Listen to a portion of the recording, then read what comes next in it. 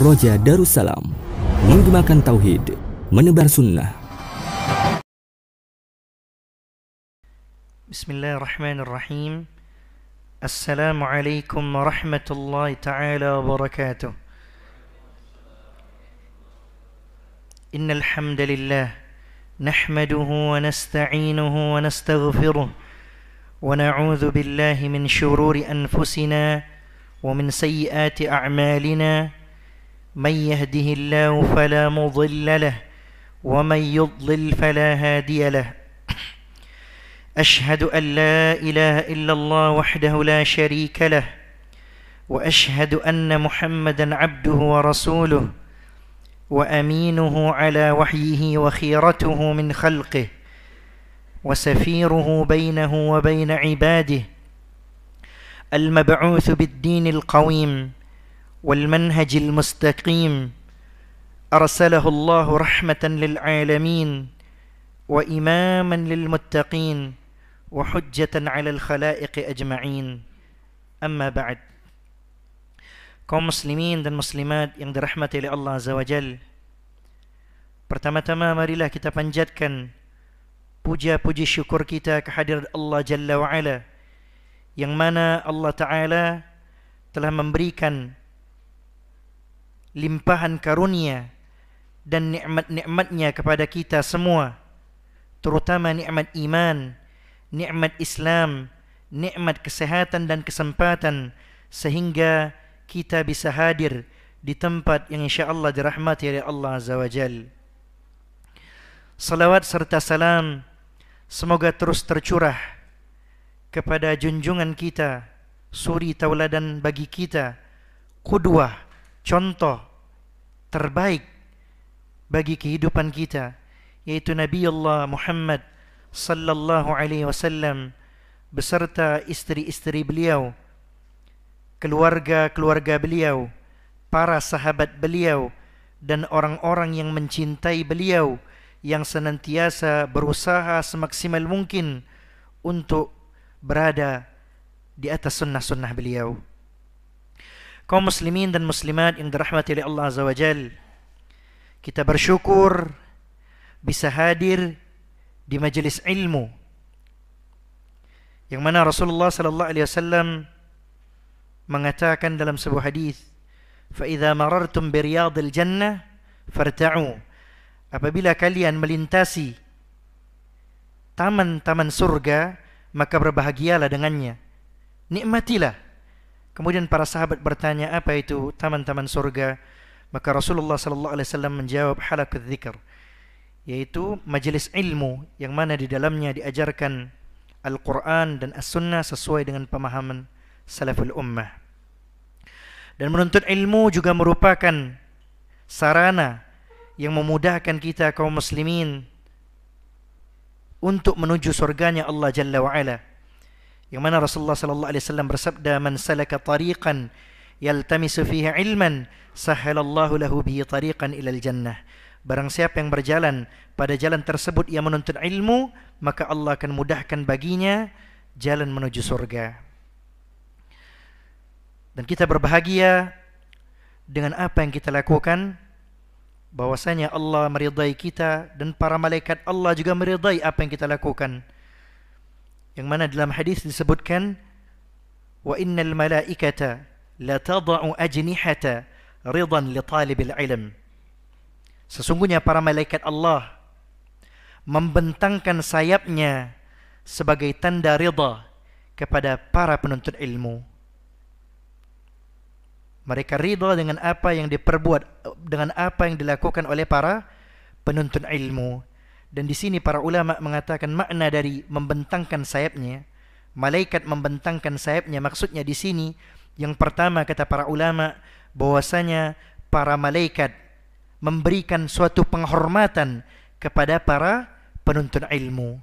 Kemudian yang kedua kata para ulama maknanya adalah bahwasanya para malaikat mendoakan orang yang berjalan untuk menuntut ilmu.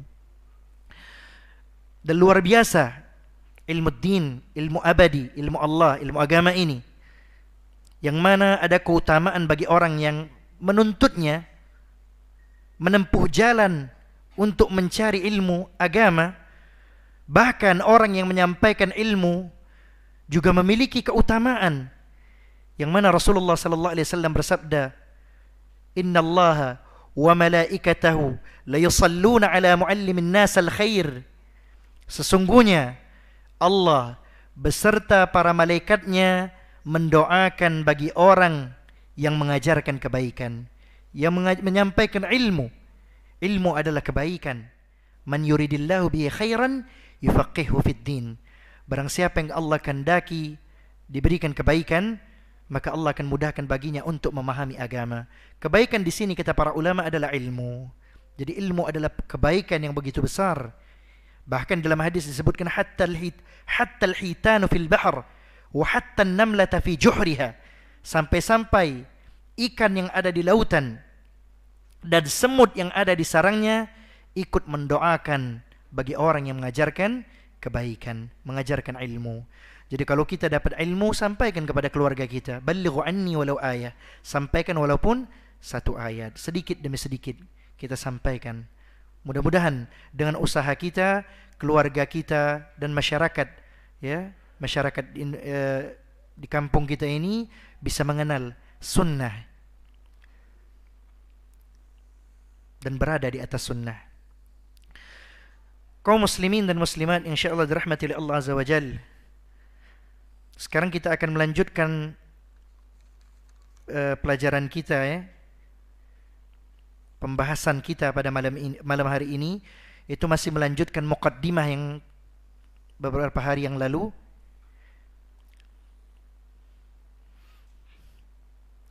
Kitab ini adalah kitab yang sangat penting, ya, kitab yang membahas tentang manhaj, konsep atau metode beragama, dalam beragama, ya.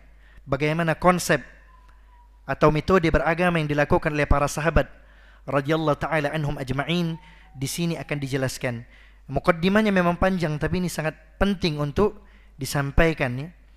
Jadi kita masih, pembahasan kita masih di muqaddimah, ya, dengan kitab Kun Salafiyan 'alal Jaddah. Jadilah seorang salafi sejati, seorang muslim yang sesungguhnya, karangan dari Syekh Abdussalam bin Salim As-Suhaimi. Di sini saya akan bacakan. Disebutkan di sini qala al-muallif rahimahullah. Qala al-muallif hafizahullah taala, semoga Allah menjaga beliau. Min huna kana la budda li ahli al-haq an yu'rafu bi asma' tumayyizuhum an ghairihim min ahli al-ibtida'i wal inhiraf. Dengan demikian harus, ya, mau tidak mau, bagi orang yang berada di atas kebenaran, ya, ahlul haq, an yu'rafu, untuk diketahui dengan nama-nama tumayyizuhum, yang membedakan mereka dengan kelompok-kelompok ahlul bid'ah. Begitu juga dengan kelompok-kelompok yang menyeleweng atau menyimpang fil aqidah, di dalam aqidah. Jadi maksudnya di sini bukan berarti nama-nama ini adalah nama-nama yang muhdats, yang diada-adakan dalam Islam, tidak. Ya, di sini dijelaskan fadhaharat hina idzin asma'uhum asy-syar'iyyah al-mustamaddah min an-nusus asy-syar'iyyah. Jadi di sini disebutkan karena banyaknya penyimpangan, penyelewengan dan perkara-perkara yang baru, akhirnya muncullah nama-nama yang syar'iyah, yang memang diambil dari nusus, dari nas-nas yang syar'i. Jadi bukan diada-adakan, memang ada, ya. Diambillah nama-nama yang syar'i untuk membedakan antara ahlul haq dengan mereka yang berada di dalam kebid'ahan, penyimpangan, penyelewengan akidah. Di antara nama-nama yang muncul di situ antara lain seperti ahlus sunnah wa ahlus sunnati wal jamaah wal firqatun najiyah wat taifatul mansurah wa ahlul hadits wal athar. Nah, ini adalah nama-nama ya yang muncul dari nas-nas yang syar'i untuk membedakan ahlul haq dengan orang-orang yang berada di atas penyimpangan dan penyelewengan. Jadi memang ditampakkan oleh para salaf kita untuk membedakan. Jadi kalau zaman Rasulullah dulu memang enak, siapa yang muslim sudah jelas, mereka mengikuti Al-Quran dan As-Sunnah. Akan tetapi setelah munculnya fitnah-fitnah ya, terutama fitnah itu mulai muncul ketika meninggalnya Umar bin Al-Khattab. Mulai banyak muncul fitnah-fitnah. Maka dimunculkanlah nama-nama untuk membedakan ahlul haq dan ahlul dalal. Ya.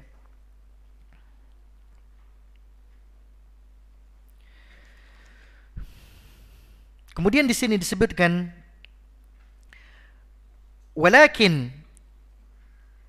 lamma tasammat ba'd at-ta'if al-mubtadi'ah bi ahli sunnah. Tetapi ketika kelompok-kelompok yang lain ya, yaitu seperti kelompok-kelompok ahli bid'ah yang mana mereka mulai menamakan mereka dengan ahlus sunnah. Jadi banyak orang-orang yang berada di atas kebid'ahan ya, akan tetapi mereka mengatakan bahwa mereka adalah ahlus sunnah. Wahum laisu ala mu'taqadi ahli sunnati wal jamaah. Akan tetapi mereka tidak berada di atas akidahnya ahlus sunnah wal jamaah. Mereka menisbatkan diri mereka ahlus sunnah, akan tetapi mereka tidak berakidah seperti akidahnya ahlus sunnah wal jamaah. Nah, ini banyak ya. Min huna tasamma ahlus sunnati wal jamaah bis salafiyin. Maka dari situ, karena banyaknya orang-orang yang di atas penyimpangan, kebid'ahan mengaku mereka ahlus sunnah, maka muncullah sebutan salafiyun, ya, as-salafiyin, untuk membedakan ahlul haq dengan ahlul dalal. Wa atlaqu ala da'watihim, kemudian dimutlakkan ya, para imam menamakan dakwah mereka, memutlakkan dakwah mereka ad-da'watus salafiyah, dengan dakwah salafiyah. Faqayyidu ittiba'al kitab was sunnah. Kemudian mereka mengkhususkan atau mengikat al-ittiba' dengan mengikuti al-kitab was sunnah, dengan mengikuti Al-Quran dan as-sunnah, bifahmi salafis salih, dengan pemahaman orang-orang terdahulu yang saleh, minas sahabati, dari golongan para sahabat, wat tabi'in, dan dari golongan at-tabi'in, wa man tabi'ahum bi ihsanin,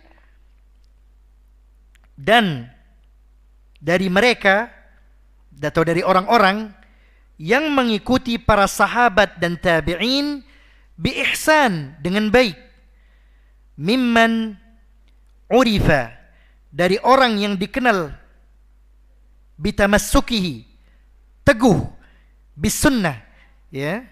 Jadi dari orang yang dikenal berpegang, dari orang yang dikenal benar-benar teguh dalam berpegang dengan sunnah, wal imamati fiha, dan diketahui kesenioran mereka dalam sunnah. Maksudnya memang mereka menyandang gelar ahlus sunnah.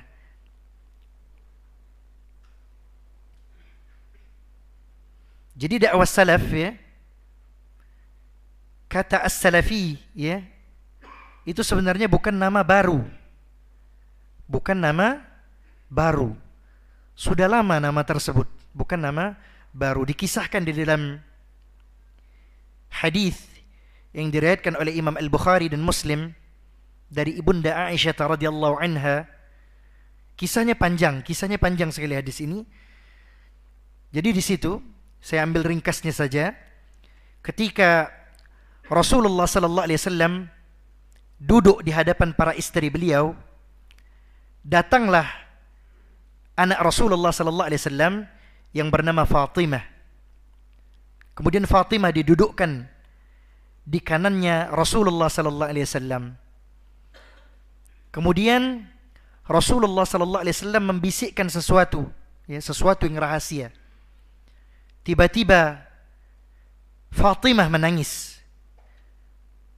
Kemudian setelah itu didudukkan lagi di kiri oleh Rasulullah sallallahu alaihi wasallam, dibisikkan lagi sesuatu, kemudian Fatimah tersenyum. Kemudian setelah berlalunya hal ini, tidak lama dari kejadian ini meninggallah Rasulullah sallallahu alaihi wasallam. Maka ditanyakan kepada Fatimah, apa yang dibisikkan oleh Rasulullah sallallahu alaihi wasallam yang kemudian membuat Anda menangis? Maka Fatimah radhiyallahu anha, semoga Allah meridai beliau mengatakan bahwasanya Rasulullah sallallahu alaihi wasallam mengatakan kepadaku, biasanya aku, kata Rasulullah, dibacakan Al-Quran oleh Jibril sekali dalam setahun. Akan tetapi pada tahun ini Jibril membacakan Al-Quran kepadaku 2 kali. Kata Rasulullah sallallahu alaihi wasallam,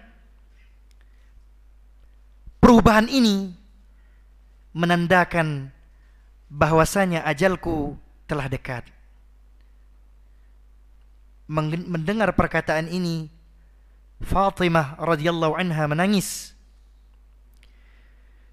Kemudian Rasulullah sallallahu alaihi wasallam bersabda, "Fattaqillaha wasbiri, fa innahu ni'mas salaf ana laki."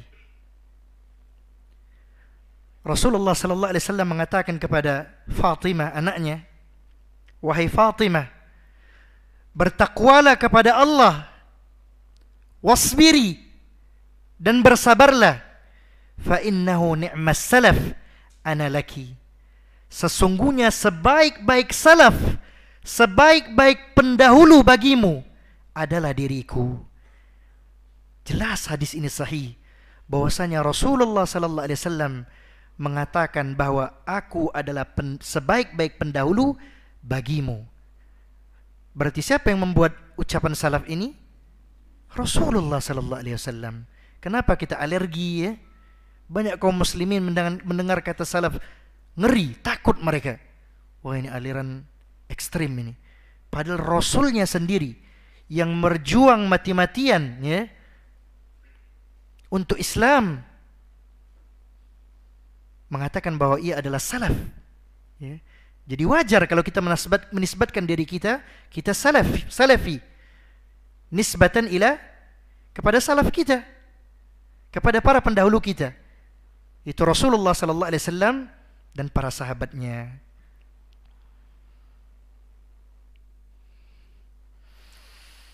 Kemudian di sini disebutkan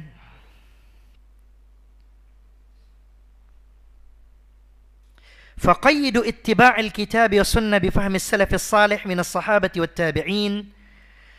Dan mereka mengkhususkan, mengikat ittiba', mengikut Alkitab wa sunnah, Al-Quran dan hadis Nabi sallallahu alaihi wasallam, sunnah Nabi sallallahu alaihi wasallam, bifahmi salafis salih, dengan pemahaman orang-orang saleh terdahulu, minas sahabah, dari para sahabat, wat tabi'in, dan para tabi'in, wa man tabi'ahum bi ihsan, dan dari mereka yang mengikuti para sahabat dan para tabi'in dengan baik, mimman urifa bitamassukihi bisunnah, dari orang yang dikenal teguh berpegang di atas sunnah, wal imamati fiha, dan diketahui bahwa kesenioran mereka dalam sunnah, mereka benar-benar menyandang gelar ahlu sunnah wal jamaah, wajtinab al bid'ah, dan juga dikenal bahwasanya mereka adalah orang-orang yang menjauhi diri mereka dari perkara-perkara bid'ah, perkara-perkara baru atau perkara-perkara yang diada-adakan dalam agama, ut-tahdhir minha. Bahkan mereka memperingatkan manusia dari bid'ah tersebut. Wa qad amarana Allahu bittiba'is sahabah, dan sungguh Allah Jalla wa Ala telah memerintahkan kita untuk mengikuti para sahabat. Ya wajar para sahabat itu diikuti, karena kata Rasulullah sallallahu alaihi wasallam, khairul quruni qarni, sebaik-baik zaman, sebaik-baik masa adalah zamanku, kata Rasulullah. Zamanku maksudnya zaman para sahabat. Thumma alladhina yalunahum, thumma alladhina yalunahum. Kemudian generasi berikutnya itu tabi'in, dan generasi berikutnya pula yaitu tabi'ut tabi'in, ya. Jadi wajar kalau kita diperintahkan untuk mengikuti para sahabat. Waqtifai atharihim. Kemudian kita juga diperintahkan untuk menempuh jejak-jejak mereka. Wasuluki manhajihim, serta menjalani manhaj, konsep atau metode beragama mereka. Qala ta'ala, sebagaimana Allah Ta'ala berfirman di dalam Al-Quran, wattabi' sabila man anaba ilai, dan ikutilah jalan orang-orang yang kembali kepadaku, yaitu orang-orang yang kembali kepada Allah Jalla wa'ala. Mereka adalah para sahabat, sebagaimana dikatakan di sini oleh Ibn Al-Qayyim. Yaqul Ibn Al-Qayyim rahimahullah ta'ala, Ibn Al-Qayyim rahimahullah, semoga Allah merahmati beliau, mengatakan, wa kullun minas sahabati munibun ilallah. Seluruh para sahabat radhiyallahu ta'ala anhum ajma'in, munibun, adalah orang-orang yang kembali ilallah, kepada Allah. Fayajib ittiba'a sabilihi, maka wajib bagi kita untuk mengikuti jalan-jalan para sahabat. Wa aqwalihi, baik itu perkataan mereka, wa i'tiqadatihi, begitu juga keyakinan dan akidah mereka. Min akbari sabilihi, itu jalan yang paling utama, yaitu mengikuti jalannya para sahabat radhiyallahu ta'ala anhum ajma'in. Wad dalilu ala annahum munibuna ila Allah ta'ala, dan dalil yang menyatakan bahwasanya para sahabat adalah orang-orang yang kembali kepada Allah Jalla wa Ala, annallaha qad hadahum, sesungguhnya Allah Jalla wa Ala telah memberikan hidayah kepada mereka. Wa qad qala, dan Allah Ta'ala mengatakan dalam Al-Quran, wa yahdi ilaihi man yunib, dan Allah memberikan petunjuk orang yang kembali kepada Allah Jalla wa Ala. Jadi para sahabat adalah orang yang Allah beri petunjuk, dan mereka juga adalah orang yang kembali ke jalan Allah Jalla wa Ala. Bahkan Rasulullah sallallahu alaihi wasallam mengatakan dalam sebuah hadis, akrimu ashabi, muliakanlah para sahabatku, kata Rasulullah sallallahu alaihi wasallam. Fa innahum khiyarukum, sesungguhnya para sahabat itu adalah orang terbaik, manusia terbaik di antara kalian, ya. Ini Rasulullah sallallahu alaihi wasallam yang mengatakan hal tersebut.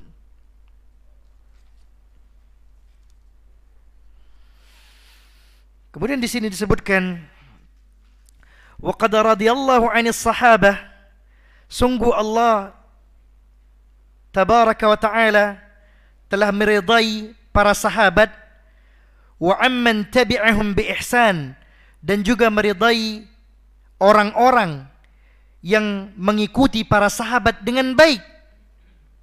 Qala ta'ala, Allah Ta'ala berfirman dalam Al-Quran, was-sabiquna al-awwalun, dan para pendahulu yang pertama-tama masuk ke dalam agama Islam, minal muhajirin, baik itu dari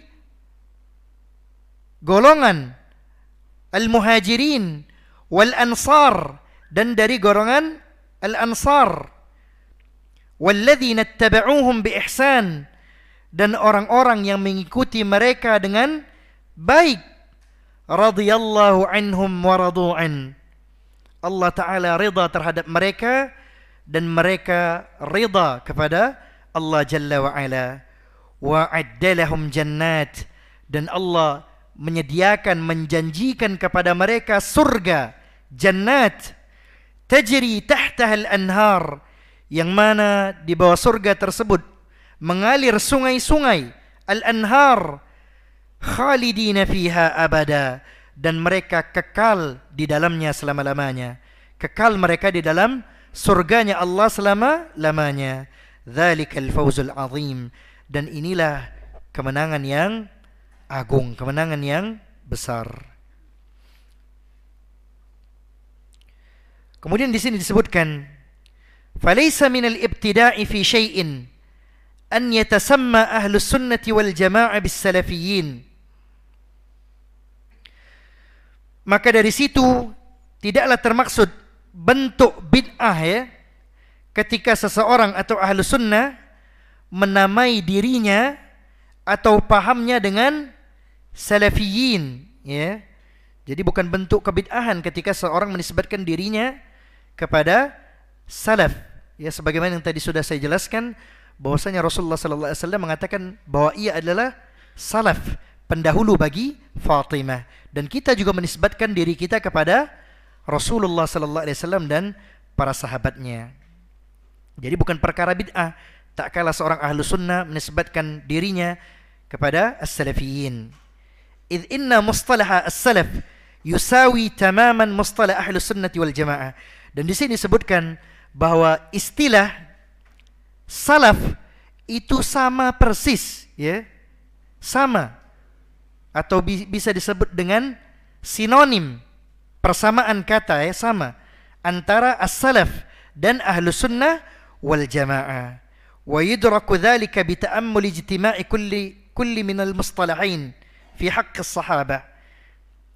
Yang mana kita ketahui tak kala kita menyelami, mendalami makna dua makna tersebut, kita akan tahu bahwa dua hal tersebut sama-sama menempatkan hak para sahabat pada tempat yang sesuai ya.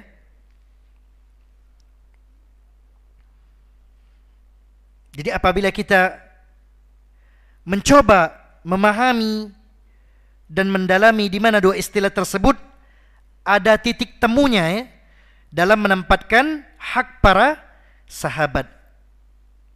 Jadi tidak ada bedanya antara as-salaf dan ahlu sunnah.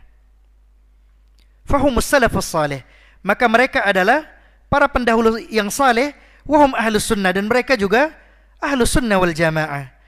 Fakama yasihhu lana al-qawl, sebagaimana boleh juga bagi kita menamakan diri kita sunni ya. Jadi boleh bagi kita menamakan diri kita dengan sebutan sunni nisbatan ila ahli sunnah. Jadi tak kala kita mengatakan diri kita sunni, berarti itu dinisbatkan kepada ahlu sunnah wal jamaah, yang mana Rasulullah sallallahu alaihi wasallam dan para sahabat berjalan di atasnya. Yasihhu lana al-qawl, dan boleh juga kita menamakan diri kita dengan sebutan salafi. Kalau sunni tadi dinisbatkan kepada ahlu sunnah wal jamaah, kalau salafi nisbatan ila salaf, dinisbatkan kepada para pendahulu kita yang saleh, itu para sahabat. La farqa, tidak ada bedanya. Kemudian di sini disebutkan wa innahu ba'da wujudil firaq wa husul al-iftiraq, dan setelah banyaknya terjadi perpecahan dan munculnya kelompok-kelompok di dalam umat Islam, asbaha madlulus salaf muntabiqan ala man hafadha ala salamatil aqidah wal manhaj. Jadi setelah banyaknya terjadi perpecahan ya, kemudian munculnya kelompok di dalam umat Islam, maka jadilah makna kata salaf sesuai ya, atau ada pada mereka yang mana mereka masih menjaga salamatil aqidah, menjaga kemurnian akidah, wal manhaj, dan mereka juga menjaga kemurnian konsep atau metode para sahabat, tibqan li fahmi sahabati wal qurunil mufaddalah, sesuai dengan pemahaman para sahabat dan kurun atau tiga masa terbaik tersebut.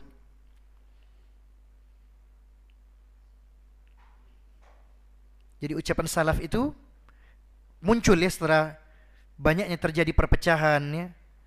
Kemudian banyaknya kelompok-kelompok di dalam umat Islam ya, maka dimunculkanlah sebutan salaf, dan itu pantas diberikan kepada imam-imam kita, para a'immah kita, yang mana mereka benar-benar menjaga kemurnian akidah dan manhaj atau metode beragama, ya, sesuai dengan pemahaman para sahabat dan sesuai dengan pemahaman 3 kurun terbaik tadi, yaitu pada masa para sahabat, tabi'in dan tabi'ut tabi'in, ya. Kita lanjutkan pembahasan kita. Kemudian di sini disebutkan wa yakunu hadzal mustalah as-salaf muradifan lil asma' asy-syar'iyyah al-ukhra li ahli sunnah wal jamaah. Maka jadilah istilah salaf ini menjadi sinonim, ya, atau persamaan kata bagi istilah-istilah lain untuk menamai ahlu sunnah wal jamaah.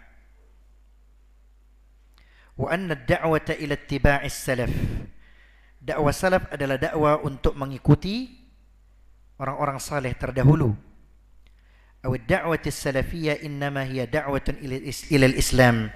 Jadi dakwah ini adalah dakwah yang mengajak kepada Islam al-haqq, ya, hiya da'watun ilal islamil haqqi, itu mengajak kepada Islam yang benar, Islam yang hak. Wa ila sunnatil mahdha, dan dakwah ini mengajak kepada sunnah yang murni. Wa da'watun ilal audati ilal islam kama unzila ala nabi sallallahu alaihi wasallam, yaitu seruan, ya, yaitu seruan untuk kembali kepada Islam kama unzila ala Muhammadin sallallahu alaihi wasallam, sebagaimana awalnya, ya, sebagaimana diturunkan kepada Nabi Muhammad sallallahu alaihi wasallam. Wa talaqqahu anhu ashabul kiram, yang mana Islam tersebut, ya, telah diterima oleh para sahabat al-kiram, para sahabat yang mulia radhiyallahu ta'ala anhum ajma'in. Wala syakka anna hadhihi ad-da'wa haqqun, dan tidak diragukan lagi bahwa dakwah ini adalah dakwah yang hak, dakwah yang benar.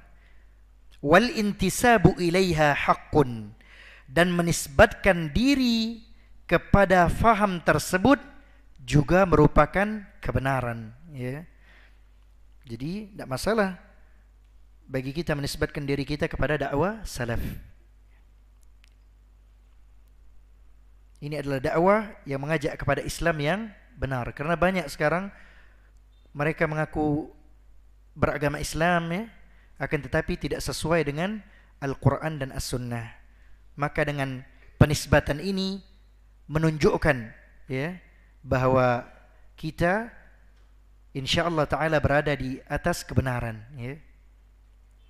Yaqulu Syekhul Islam Ibn Taymiyah, Syekhul Islam Ibn Taymiyah rahimahullah ta'ala, semoga Allah merahmati beliau, beliau mengatakan, la aiba ala man azhara madhhab as-salaf.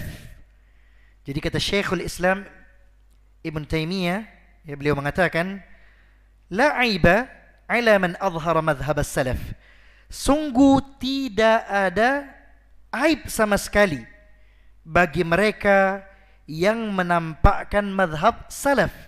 Ya, ini bukan aib. Menampakkan bahwa diri kita mengikuti madhab salaf ini bukan aib, kata beliau. Wantasaba ilai, kemudian menisbatkan dirinya kepada madhab tersebut, kepada madhab salaf, juga merupakan aib. Aw i'taza ilaihi, kemudian bangga dengan madhab salaf juga bukan merupakan aib. Bal yajibu qabula dzalika minhu, bahkan hal tersebut wajib untuk diterima. Karena Rasul kita sendiri, ya, Rasul kita Rasulullah sallallahu alaihi wasallam, ya, Muhammad sallallahu alaihi wasallam telah menisbatkan dirinya sendiri kepada putrinya. Jadi hal tersebut bukanlah aib, ya, bahkan hal tersebut wajib untuk diterima. Fa inna madhhab as-salaf la yakunu illa haqqan, dikarenakan konsep mereka, yaitu konsep salaf ini, Sungguh tidak lain adalah hak, adalah kebenaran. Kemudian di sini disebutkan wa qad kana li a'immatil Islam min ahli sunnati, dan sungguh para imam-imam Islam dari kalangan ahlus sunnah wal jamaah, al-atharul kabir, memiliki pengaruh, memiliki jejak, memiliki kesan atau dampak yang sangat banyak fit da'wati ila sunnah, di dalam dakwah kepada sunnah. Ya, jadi sungguh para imam-imam di dalam agama kita Islam tentunya dari kalangan ahlus sunnah wal jamaah, mereka memiliki dampak dan pengaruh yang sangat besar, yang sangat banyak di dalam dakwah kepada sunnah. Ini para imam kita ya, perjuangan para a'immah, para imam-imam ahlus sunnah wal jamaah. Wal audatu ila tariqatis salaf, dan mereka ya memiliki pengaruh, kemudian mereka juga mengajak untuk kembali ila tariqatis salaf, kepada caranya para salaf, itu para sahabat, wa manhajihim, dan kembali kepada konsep atau metode beragama para sahabat, para salaf, wal iktida'i bihim, dan meniru atau meneladani atau mengikuti langkah-langkah para sahabat, para salaf. Wa min haula'il a'immah, dan di antara para imam tersebut ya, imam-imam yang memperjuangkan dakwah salaf ini, dakwah sunnah ini, antara lain adalah Imam Malik, di sini disebutkan, wa Syafi'i, Imam Syafi'i, wa Ahmad, dan Imam Ahmad, wa Ibnu Khuzaimah, ya Ibnu Khuzaimah, wa Ibni Abi Asim, ya, kemudian wal Asbahani, Imam Al-Asbahani, wal Ajuri wa ghairuhum, dan imam-imam selain dari imam yang saya sebutkan. Jadi masih banyak lagi ya yang disebutkan tadi, salah di antaranya, kemudian ada lagi yang lainnya. Kemudian di sini disebut juga thumma Syekhul Islam Ibn Taimiyah wa talamidhuhu. Kemudian begitu juga Syekhul Islam Ibn Taimiyah, ini juga adalah imam-imam di antara imam kita yang mendakwahkan kepada sunnah ya. Begitu juga murid-murid beliau. Siapa murid-murid beliau? Kabnil Qayyim, seperti Al-Imam Ibnul Qayyim, itu murid dari Syekhul Islam Ibn Taimiyah. Kemudian murid beliau yang lainnya adalah Wabni Abdul Hadi. Kemudian Wabni Kathir, ya, Ibnu Kathir juga muridnya dari Syekhul Islam Ibn Taimiyah. Beliau adalah mufassir, ya, ahli dalam bidang tafsir ya. Yang mana kita tahu kitab beliau ya, Tafsirul Quran Al-Azim, berjilid-jilid. Beliau juga dikenal dengan mu'arrikh, yang mana kitabnya kita tahu, kitabnya adalah Al-Bidayah wan Nihayah, juga berjilid-jilid ya. Jadi ulama zaman dahulu beda ya. Mereka kalau membahas tentang tafsir seakan-akan mereka seperti mufassir. Ketika mereka membahas tentang hadis, seakan-akan mereka seorang muhaddits. Ketika mereka membahas tentang masalah nahwu, seolah-olah mereka seperti nuhat, orang yang ahli dalam bidang nahwu. Inilah para ulama, mereka menguasai ilmu-ilmu ya, dan cabang-cabang ilmu. Kemudian murid beliau yang lainnya adalah Wadz-Dzahabi, Al-Imam Adz-Dzahabi, pengarang kitab Siyar A'lamun Nubala ya. Yang kitabnya lebih berjilid-jilid lagi kitab sirahnya dibanding dengan kitab Al-Imam Ibnu Katsir ya, kitab Al-Bidayah wan Nihayah. Nah, kitab Siyar A'lamun Nubala lebih berjilid-jilid lagi, lebih banyak lagi, dan beliau seorang mu'arrikh, seorang ahli dalam sejarah. Sebenarnya mereka ini ahli semua ya. Kalau kita baca kisah-kisah mereka ya, mereka luar biasa, ikhlas lillahi ta'ala, yang akhirnya karya-karya mereka bisa kita baca sampai sekarang ya. Ini menunjukkan keikhlasan mereka dalam berdakwah. Walaupun mereka sudah tiada, sudah meninggal dunia, akan tetapi karya-karyanya masih segar di telinga kita ya. Ini menandakan bahwa mereka benar-benar ikhlas ya. La riya'an wala sum'ah. Tidak ada riya, tidak ada sum'ah, mereka benar-benar lillahi ta'ala.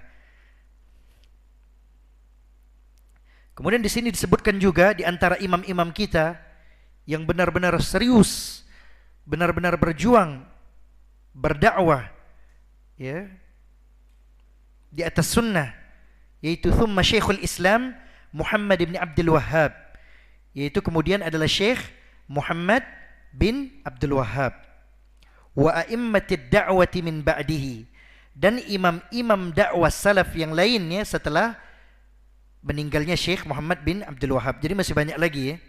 Setelah beliau masih ada lagi imam-imam yang berdakwah sesuai dengan pemahaman salaful ummah. Mimma adda ila zuhuri ittijahin salafiyyin ala marri tarikh. Yang mana ini semua menimbulkan pengaruh, ya, menimbulkan pengaruh terarahnya manusia kepada konsep salaf sepanjang sejarah. Nah, ini perjuangan mereka ya, yang mana mereka berusaha mengarahkan manusia kepada konsep salaf, dan itu berjalan sepanjang sejarah, ala marri tarikh, sepanjang sejarah. Yastaqi usus dinihi wa aqidatihi min kitabillahi wa sunnati rasulih sallallahu alaihi wasallam.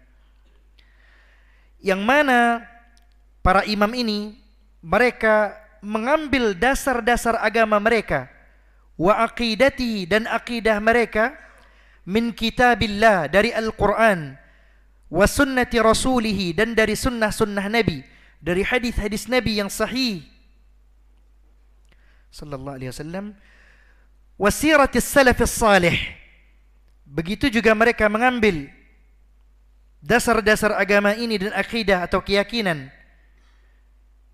dari perjalanan kehidupan para salafus salih, para sahabat, orang-orang saleh terdahulu. Wa yuqawimu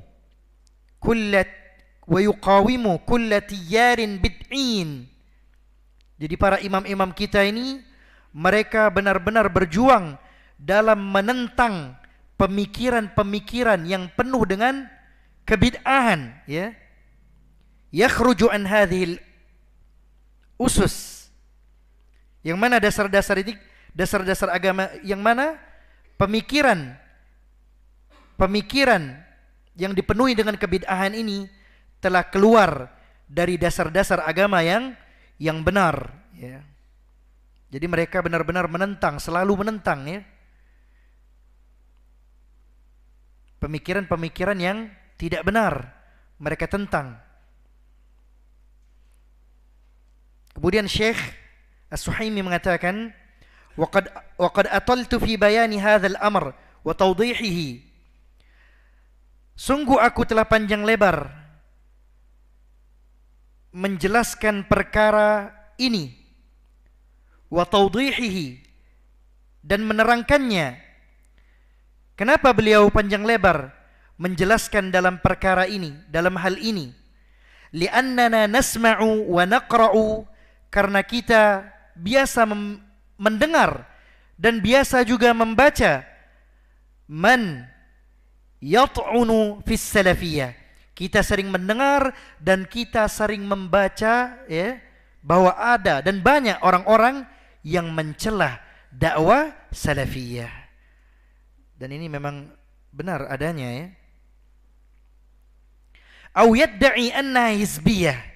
Bahkan mereka menuduh bahwa dakwah salafiyah ini adalah dakwah hizbiyah, kelompok. Tuduhan mereka, tuduhan yang keji. Wa annahu la farqa bainaha wa bainal jama'atil hizbiyah. Kemudian mereka mengatakan bahwa dakwah salaf tidak ada bedanya dengan jamaah-jamaah hizbiyah al-mu'asirah yang ada sekarang. Jadi sekarang banyak Pak sekte-sekte atau aliran-aliran sesat, ya. Mereka adalah al-jama'at al-hizbiyah, kelompok-kelompok. Mereka katakan bahwa sebagian mereka mengatakan tidak ada bedanya dakwah salaf itu dengan kelompok-kelompok yang ada di zaman sekarang. Ya, ini tuduhan yang luar biasa kepada dakwah salaf. Wa qad yaqulu al-ba'du, bahkan sebagian dari mereka mengatakan, bi anna muassis as-salafiyah. Jadi sebagian dari mereka mengatakan bahwa orang yang mendirikan dakwah salaf atau pendiri dakwah salaf ini huwal Imam Muhammad bin Abdul Wahhab. Mereka mengatakan bahwa dakwah salaf ini didirikan oleh Syekhul Islam Al-Mujaddid Al-Imam Muhammad bin Abdul Wahhab. Ini tuduhan yang sangat keji, ya. Jauh sekali dari Rasulullah sallallahu alaihi wasallam. Rasulullah sudah menyebutkan as-salaf, ya, kepada Fatimah. Bagaimana bisa dinisbatkan kepada Syekh Muhammad bin Abdul Wahhab? Jadi mereka mengatakan bahwa dakwah salafiyah ini adalah hizbiyah, kelompok yang mana kelompok tersebut didirikan oleh Syekh Muhammad bin Abdul Wahhab. Ini juga tuduhan.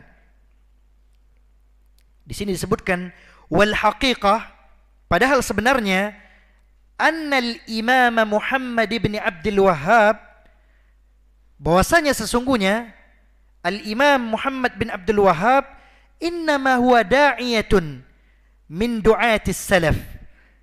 Padahal yang sebenarnya Syekh Muhammad bin Abdul Wahhab adalah seorang da'i dari da'i-da'i salaf, ya. Da'i-da'i yang mendakwakan Islam dengan metode para salaf. Bukan beliau yang mendirikan dakwah salaf, ya. Wa mujaddid min mujaddidiha, dan beliau adalah seorang pembaharu. Ahya ma'alimaha ba'da durusiha. Jadi beliau ini bukan pendiri dakwah salaf, ya. Bukan pendiri dakwah salaf, karena dakwah salaf bukanlah kelompok. Akan tetapi beliau menghidupkan kembali konsep salaf, ya. Jadi Syekh Muhammad bin Abdul Wahhab adalah seorang da'i yang mana beliau berjuang menghidupkan kembali konsep salaf yang mulai terkikis dari manusia.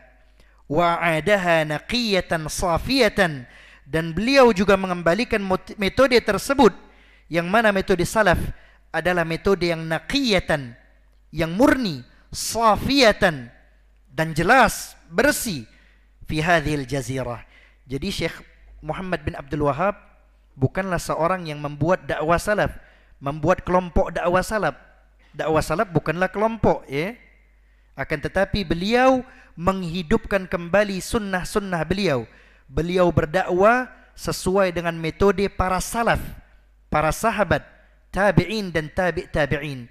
Jadi di Jazirah Arab waktu itu, di zaman Syekh Muhammad bin Abdul Wahhab, di sini disebutkan, ya, ba'dama taqaddara safuha. Jadi memang sudah dikotori Jazirah Arab itu dengan wataqat 'alaiha al-bid'ah wal khurafat. Dikotori dengan kebid'ahan dan khurafat. Jadi beliau berjuang di kampungnya di Najd, ya. Kampung beliau adalah Najd. Beliau ini bukan pembuat dakwah salaf, akan tetapi beliau menghidupkan kembali metode dakwah para salaful ummah, yang mana dahulu di tempat beliau itu banyak sekali bid'ah, khurafat dan kesyirikan merajalela. Mereka mengatakan bahwa mereka adalah kaum muslimun, ya. Mereka mengatakan mereka beragama Islam, akan tetapi mereka jauh dari ajaran Islam, ya. Jadi di daerah tempat tinggalnya Syekh Muhammad bin Abdul Wahhab itu ada salah satu kuburan seorang sahabat yang mulia, yaitu adik dari adik dari Umar bin Al-Khattab radhiyallahu an, yaitu Zaid bin Al-Khattab. Jadi ada kuburan adiknya dari Umar bin Al-Khattab, seorang sahabat juga ini, sahabat yang mulia, ya. Nah, kuburannya di sana, di tempat tinggalnya Syekh Muhammad bin Abdul Wahhab. Nah, di situ kesyirikan merajalela. Mereka meminta kepada kuburan tersebut, kepada kuburan Zaid bin Al-Khattab. Padahal kata Allah dalam Al-Quran, in tad'uhum la yasma'u du'aakum. Jikalau kalian meminta kepada sesembahan, ya, kepada orang yang sudah mati itu, wa in tad'uhum la yasma'u du'aakum, maka orang yang sudah mati itu tidak mendengar doa kalian, tidak mendengarkan permintaan kalian, tidak dengar mereka. walau sami'u mastajabu lakum, dan jikalau mereka bisa mendengar, niscaya mereka tidak akan bisa mengabulkan atau memperkenankan permintaan atau doa-doa kalian. Jadi tidak bisa. Kita minta doa kepada mereka, mereka tidak mendengar. Kalaupun mereka mendengar, mereka tidak bisa memperkenankan doa-doa kalian, kata Allah Jalla wa Ala. Wa yaumal qiyamati yakfuruna bisyirkikum. Kemudian sesembahan-sesembahan tersebut, ya seperti orang mati yang ada dalam kuburan itu, mereka akan mengingkari kesyirikan kalian. Sesembahan tersebut akan mengingkari kesyirikan tersebut, dan mereka berlepas diri dari apa yang kalian lakukan, kata Allah Jalla wa Ala. Jadi jelas ya nasnya bahwa kita dilarang untuk meminta kepada sesembahan selain Allah, kepada kuburan, kepada orang yang sudah mati. Dalilnya jelas di dalam Al-Quran, dan ini yang dilakukan oleh kaum muslimin di zaman Syekh Muhammad bin Abdul Wahhab. Dan kita juga bisa lihat bahwa hal ini dilarang seperti yang terjadi pada zaman Umar bin Khattab pada saat paceklik, kemarau panjang. Pada saat kemarau panjang, di hadapan mereka para sahabat ada kuburan Rasulullah sallallahu alaihi wasallam. Apakah mereka meminta kepada kuburan Rasulullah sallallahu alaihi wasallam? Tidak. Ya, Umar bin Khattab meminta kepada pamannya Rasulullah Abbas untuk berdoa kepada Allah. Jadi meminta kepada orang yang saleh yang masih hidup, bukan dalam keadaan tidak ada di hadapan kita ya, tapi hadir, ada di hadapan kita, itu boleh. Tapi ketika meminta kepada yang sudah mati atau kepada orang yang tidak hadir di hadapan kita, ini tidak boleh. Nah, kita bisa lihat apa yang dilakukan oleh Umar. Padahal jelas ada kuburan Nabi di hadapan mereka. Kenapa tidak minta saja kepada kuburan Nabi? Akan tetapi Umar bin Khattab meminta Abbas, pamannya Nabi. Waktu itu Abbas adalah salah satu sahabat yang paling tua dan memiliki darah Rasulullah sallallahu alaihi wasallam. Kenapa? Karena beliau adalah paman kandung Rasulullah sallallahu alaihi wasallam. Kemudian Abbas berdoa, ya.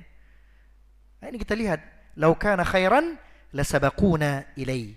Jikalau amalan tersebut yang minta pada kuburan dan yang semacamnya itu adalah baik, maka para sahabat akan mendahului kita karena mereka lebih paham daripada kita.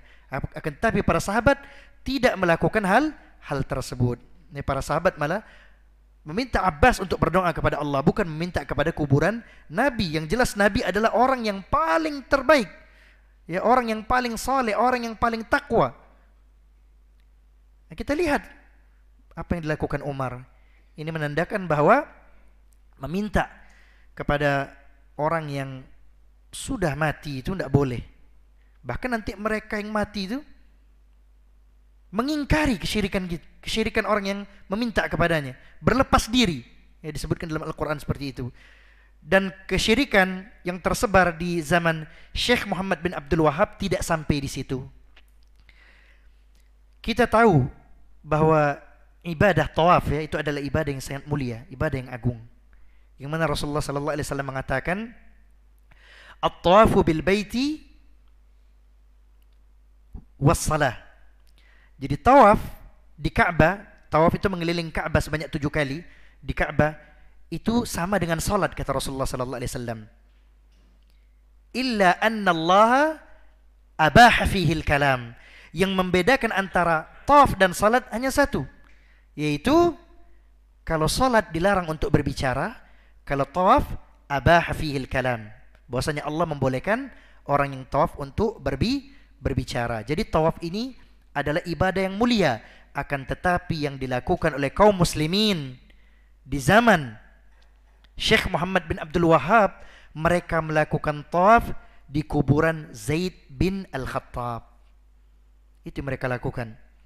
Jadi tidak hanya meminta, akan tetapi mereka juga tawaf di kuburan Zaid bin Al-Khattab, ya, salah seorang sahabat mulia, itu adik kandung dari Umar ibn Al-Khattab.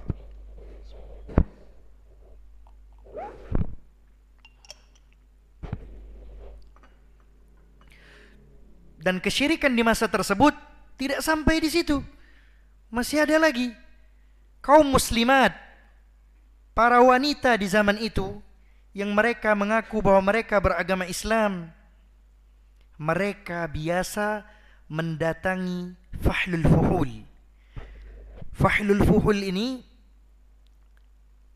pejantannya ini apa? Pohon kelapa.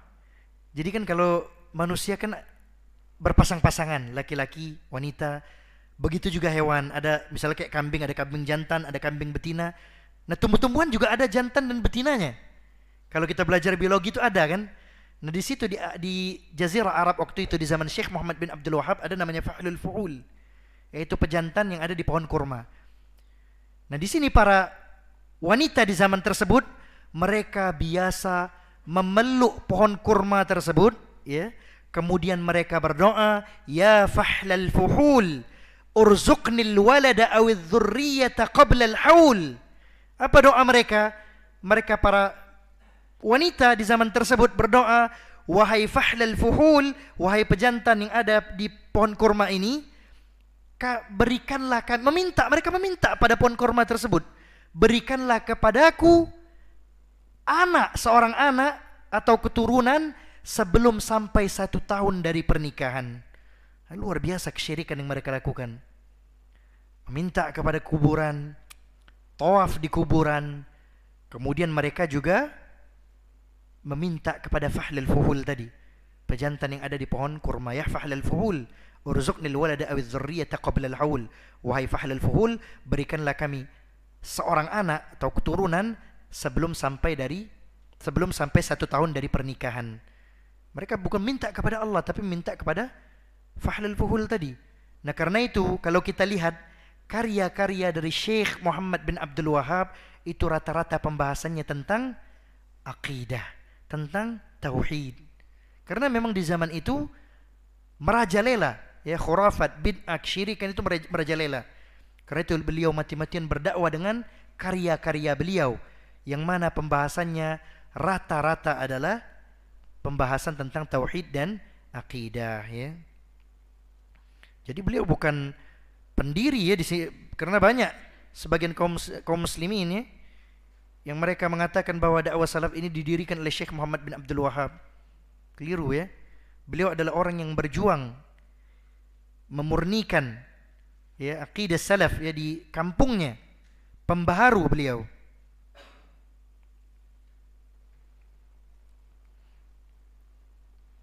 Kemudian di sini juga disebutkan bahwasanya setelah dakwahnya beliau, ya, dengan izin Allah, kemudian dengan usaha beliau, berdirilah suatu negara yang diberkahi, yaitu negara Al-Mamlakatul Arabiyyah As-Saudiyah, ya, negara kerajaan Arab Saudi, Daulatun Salafiyah, ya, negeri salaf, ya. Wa da'watuha da'watus salafiyah, wa da'watuha da'watun salafiyah. Jadi Arab Saudi adalah negara yang berdiri di atas manhaj salaf. Nah, ini berkat pertolongan Allah, kemudian usaha beliau. Begitu juga usaha dari pendiri negara Arab Saudi. Ya, siapa pendirinya? Pendirinya adalah Al-Malik Abdul Aziz Ibn Abdurrahman Al-Saud rahimahullah ta'ala. Nah, ini pendirinya. Jadi bekerja sama antara umara dengan ulama, ya, yang mana beliau mengurus pemerintahan, sedangkan Syekh Muhammad bin Abdul Wahab berdakwah dengan ilmunya. Haitsu qala fi khitabihi alladhi alqahu fi hajj. Jadi berkat pertolongan Allah Jalla wa Ala, kemudian usaha dari orang alim di daerah sana, yaitu Syekh Muhammad bin Abdul Wahab, dan juga orang yang mengurus pemerintahan di situ, yaitu Al-Malik Raja Abdul Aziz bin Abdurrahman Al-Saud rahimahullah ta'ala. Dan beliau, ya, yaitu Al-Malik Raja Abdul Aziz Ibn Abdurrahman Al-Saud rahimahullah, beliau pernah berpidato, ya, ceramah. Beliau sampaikan ketika musim haji, yaitu pada tahun 1365 Hijriah. Jadi beliau berpidato, yang mana dalam pidato beliau mengatakan, innani rajulun salafi. Dengan bangganya beliau mengatakan, memang harus bangga, ya, jangan malu kita dengan dakwah salaf. Nah, ini padahal beliau ini adalah umara, bukan ulama, umara. Beliau mengatakan innani rajulun salafi, sesungguhnya saya adalah lelaki salafi. Ya, dengan bangganya beliau mengatakan hal tersebut ya pada saat haji. Ini pidato beliau, ceramah beliau. Wa aqidati hiya salafiyah, dan akidahku, keyakinanku adalah keyakinan as-salafiyah allati amshi bimuqtadaha 'ala al-kitabi was-sunnah, yang mana kata beliau aku berjalan menurut Al-Quran dan As-Sunnah Nabi sallallahu alaihi wasallam. Mungkin hanya sebatas ini yang bisa ana sampaikan. Kalau ada kata-kata saya yang salah, keliru ya, kepada Allah saya mohon ampun, dan kepada al-ikhwan wal akhwat kaum muslimin dan muslimat saya meminta maaf karena kekurangan, kekeliruan dan kesalahan datangnya dari saya pribadi dan dari syaitan, sedangkan kebenaran datangnya dari Allah Jalla wa Ala. Kita tutup kajian kita pada malam hari ini dan bacakan doa kafaratul majlis. Subhanakallahumma wa bihamdika asyhadu an la ilaha illa anta astaghfiruka wa atubu ilaik. Wassalamu alaikum warahmatullahi taala wabarakatuh.